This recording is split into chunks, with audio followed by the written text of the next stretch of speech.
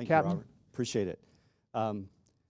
So it's really a great opportunity to come before you and talk about the MAX. We've been intimately involved with this for quite a while, and there are things that we've been able to share. There are things that haven't been finalized yet that we haven't shared. So things are starting to get close to the finish line, so we're happy to start putting the information out, and we know that you're going to be as confident as we are once you see the information.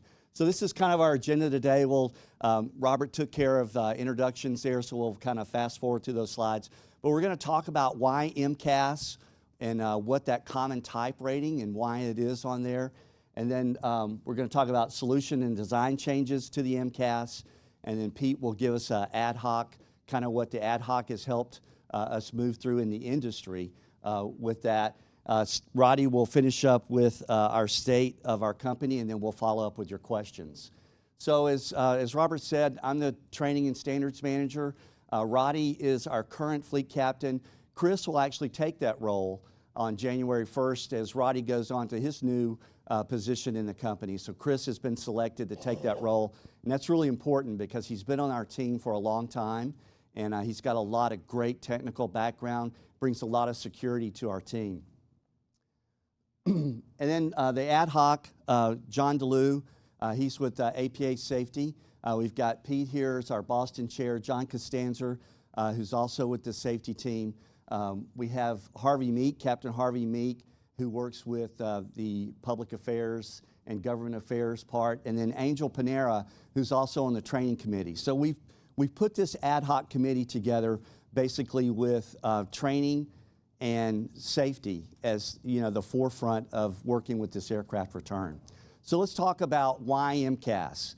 Well, the 737 is under a common type rating. So it was certified in 1967, and that was the classic. They call that the classic. It's the 100 through 500 series aircraft.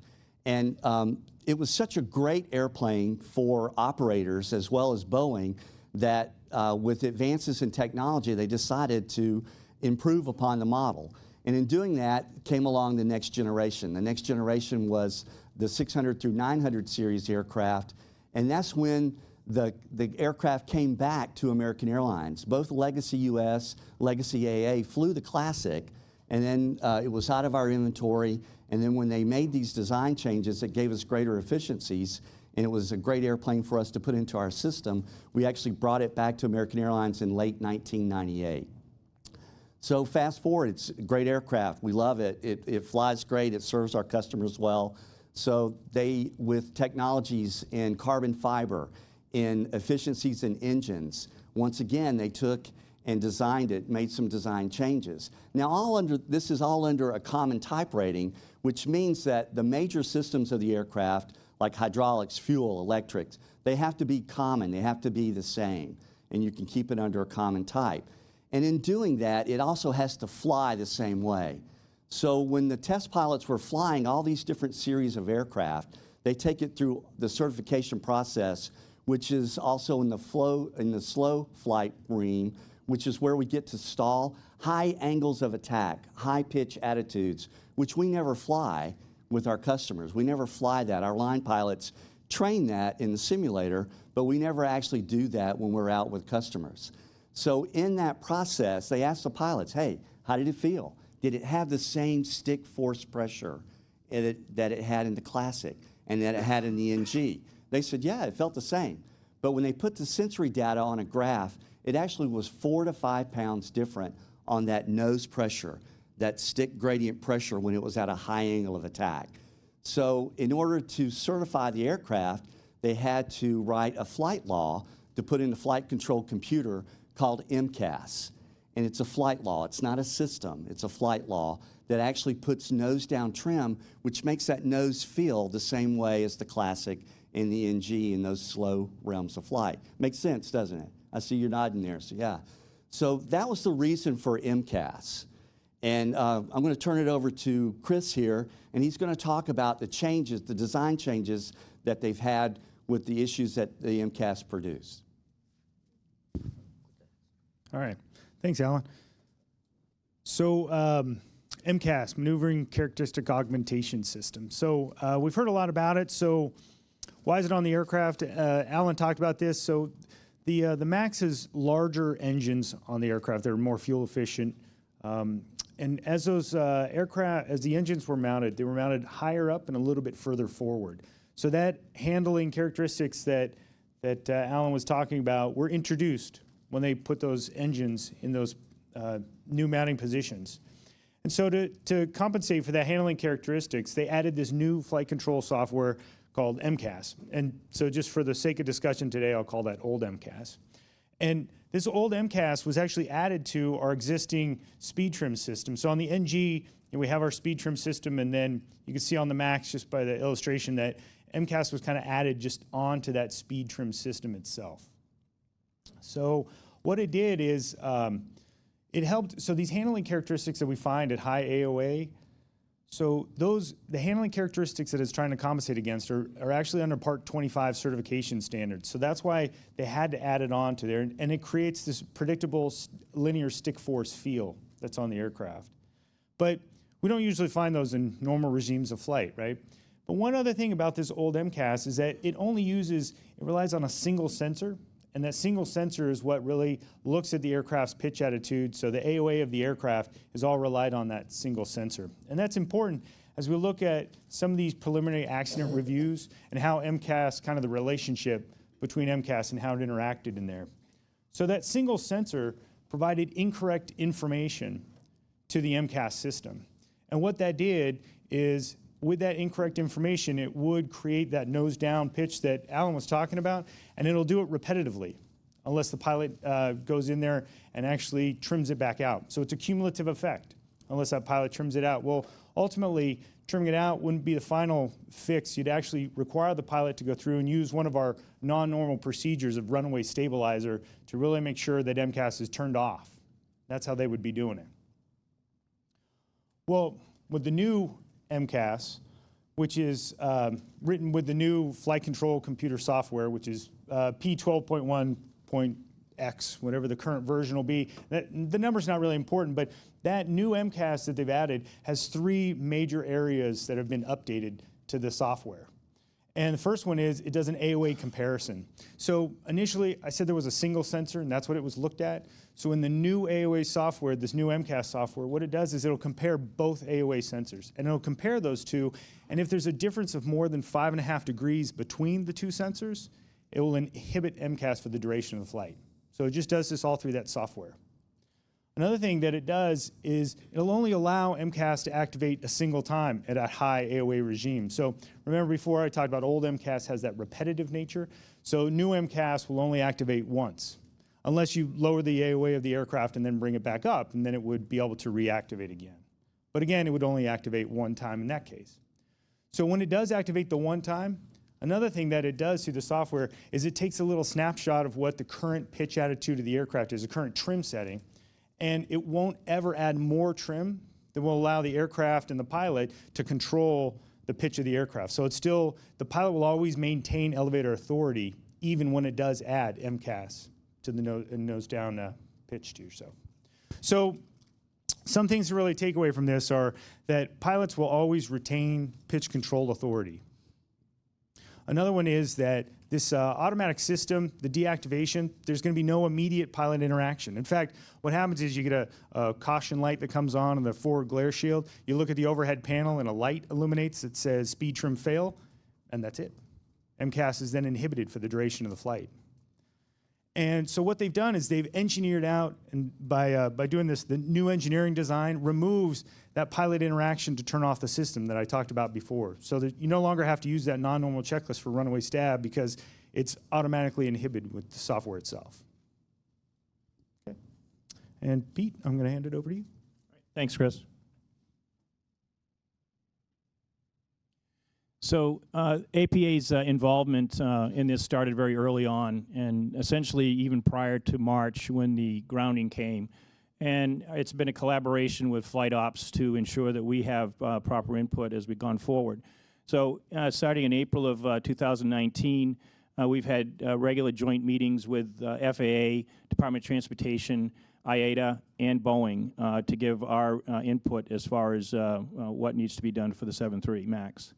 In July of 2018, officially we established the ad hoc committee return to service, which comprises of a member from safety, training, the board of directors, and government affairs representation.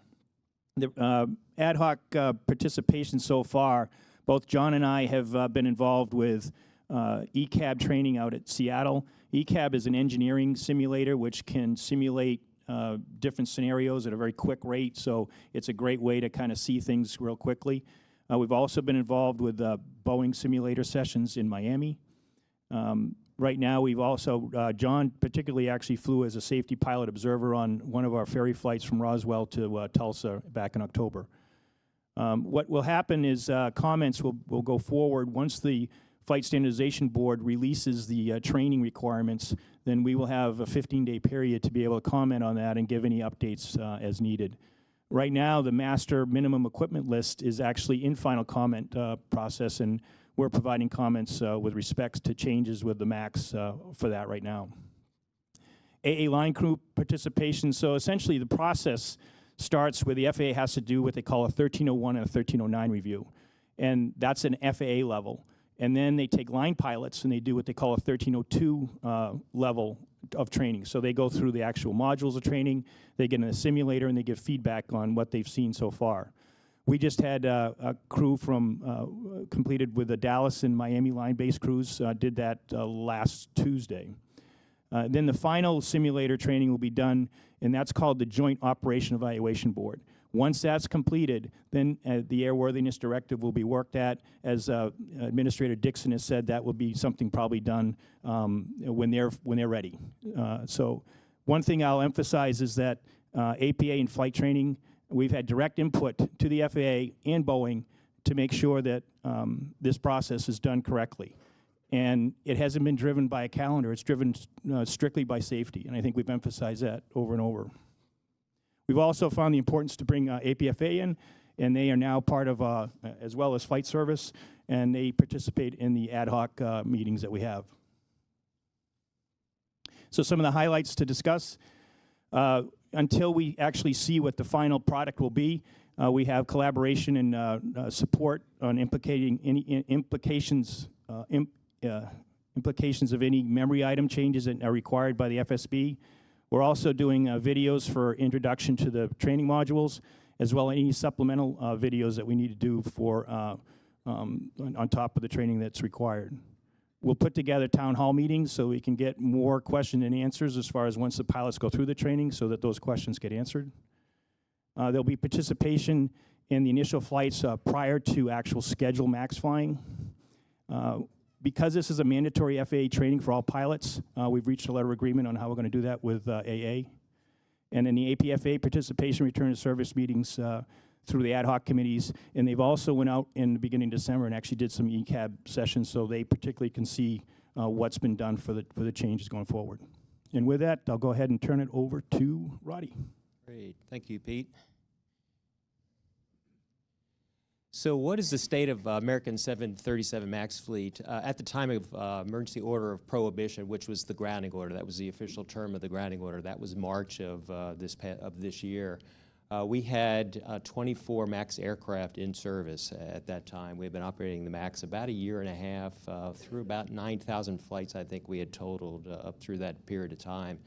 So they were grounded immediately. We had aircraft scattered down as far as, I think our farthest one out in the system was in Barbados. So under the grounding order, under this grounding order, there are these special flight permits that Pete mentioned. You're still allowed to operate flights, non-revenue flights, obviously. So we recovered those aircraft back into the United States with an anticipation of, we were anticipating hopefully a shorter grounding period than what it has materialized to be. So we brought those aircraft back into the United States. Probably we had 7 or 8 different bases. They were down in Florida, some in Alabama. I think we had some out in Phoenix and LA. As June came around, we realized the grounding was probably going to last longer than anticipated, and we had to move those aircraft under the SFP provision of the grounding order. We moved those to 2 bases, Roswell and, of course, our main Tulsa base. We put those in optimal storage locations, everything from weather, humidity, to where we knew they could get the tender loving care and the ongoing and the very detailed ongoing maintenance for active storage. and that's where those 24 aircraft are located right now. We currently have 8 in Roswell, 16 in Tulsa, and then we have 12 deliveries. We have 12 that are that came off the assembly line since the grounding that have American's livery on them. They initially started to store those in Boeing Field. I think we have 6 aircraft there. Then they have some of our aircraft stored out in eastern Washington at the Grant County Airport in Moses Lake. And the last 2 that just came off the assembly line are down in San Antonio, Texas, at a secondary airport in the San Antonio area. So that's the current state.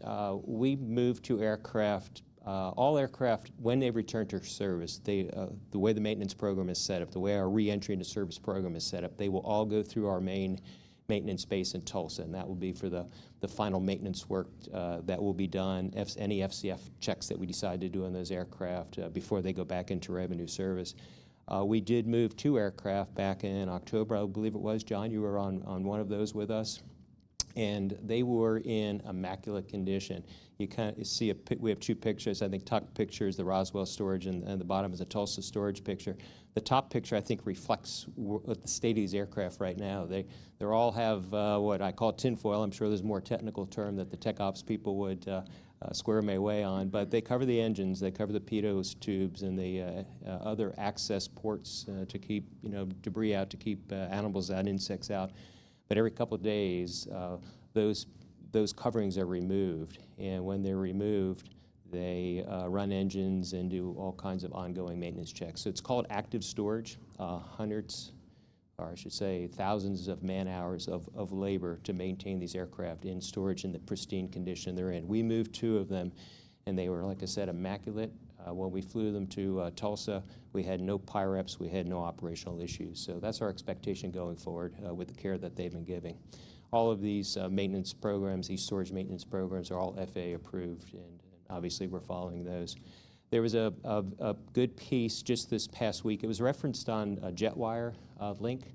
So NBC News came in, did an extensive look at our Tulsa operations, and Robert made a note earlier in his presentation on the amount of work that Tech Ops is doing.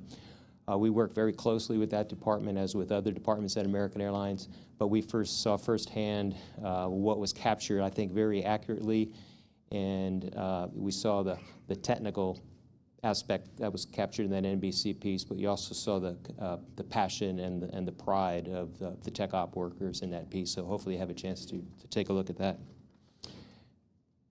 All these aircraft are in position for an efficient return to storage, and that's been the goal all along.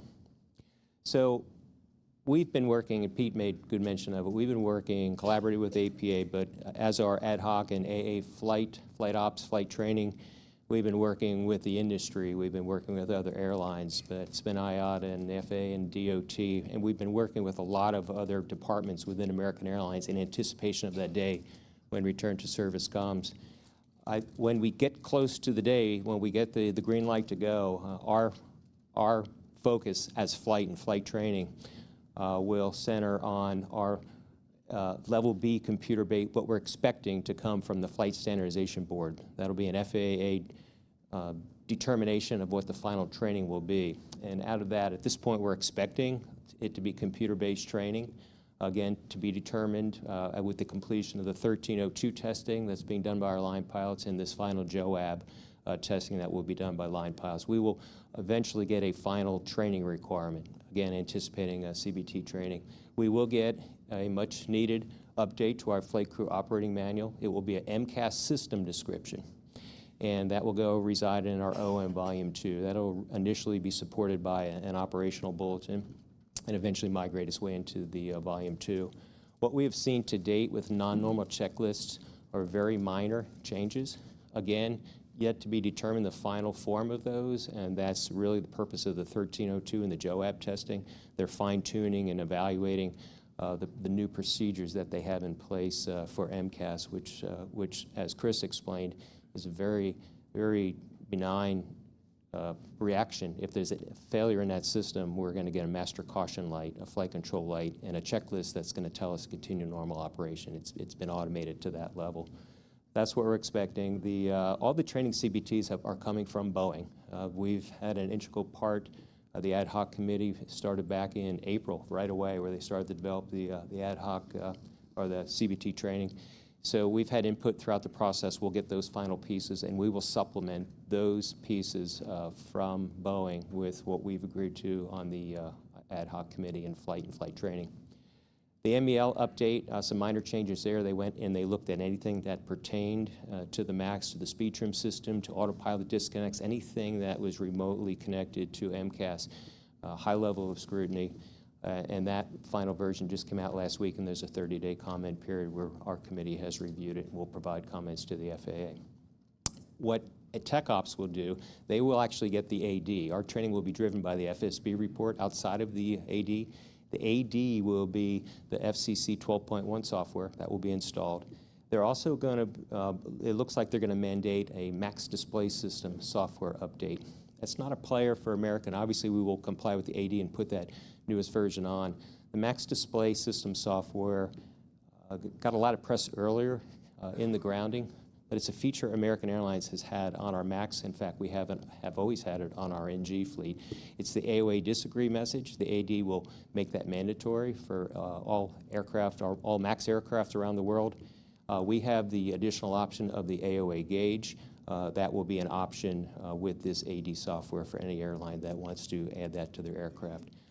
Obviously, then there's going to be probably thousands more hours of tech ops labor for aircraft release from service, and then a coordination of the 12 deliveries that we have up in the Seattle area. So I would be remiss, I think, as a group, to not state that we absolutely believe in the fixes that are done to the software with the 12.1. We know that they have fixed the underlying issue that was a factor in the 2 previous accidents. We are very confident with it. We have seen it. We have flown it. We understand it. And our job going forward is to get that information out to our flight crews, both pilots, both flight service, and really all of our work groups. We've been living it. We believe in it. And we're sitting on a lot of information that we have not been able to get out because we have to wait for the final versions of everything. Once we have the final versions of these softwares and we know what the training is, we're going to get it out there. And I think our confidence level will spill over into our work groups pretty quickly. So we've had an opportunity to explain who our team is, what our team has done, why MCAS is on the airplane, how we made MCAS better, or how the manufacturer made MCAS better.